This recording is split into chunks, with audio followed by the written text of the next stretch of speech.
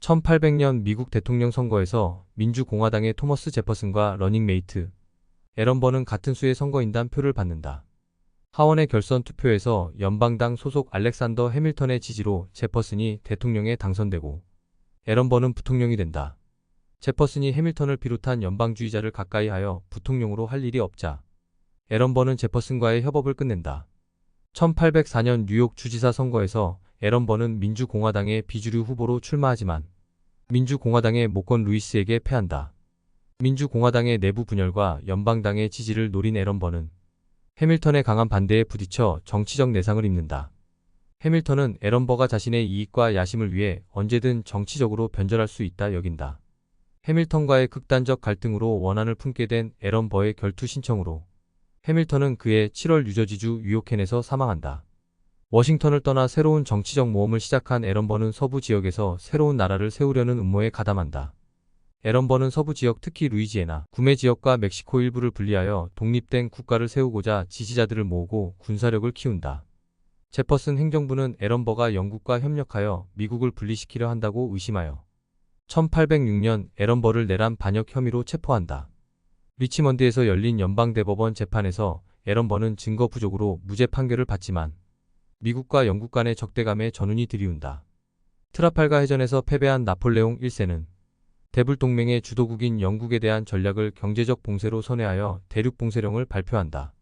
영국 또한 대륙으로 향하는 선박의 이동을 차단하고 미국 해안에서 3마일 구역까지 해금 정책을 집행하여 미국과 프랑스의 무역은 타격을 받는다.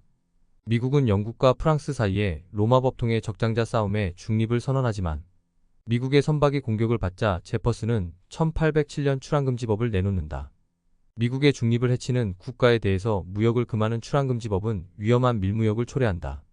무역에 절대적으로 의존하는 뉴 잉글랜드 지방은 특히 출항금지법으로 직격탄을 맞는다. 영국이 상선들을 납포하며 미국의 권리를 위협함에 따라 서부와 남부의 주전론자들과 팽창주의자들은 영국과의 전쟁을 외친다. 미국 최초의 중앙은행이 유효기간의 만료로 1811년 문을 닫자 런던의 유대계 국제금융재벌 네이션 로스차일드는 반발하며 전쟁을 예고한다.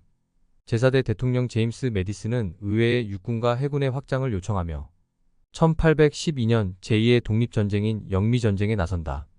전쟁 초기 치러진 대통령 선거에서 재선에 성공한 매디슨은 순양함 컨스티튜션 호의 게리에르 호 격파를 시작으로 체사피크 호와 이리오 전투까지 연이은 승리를 거둔다.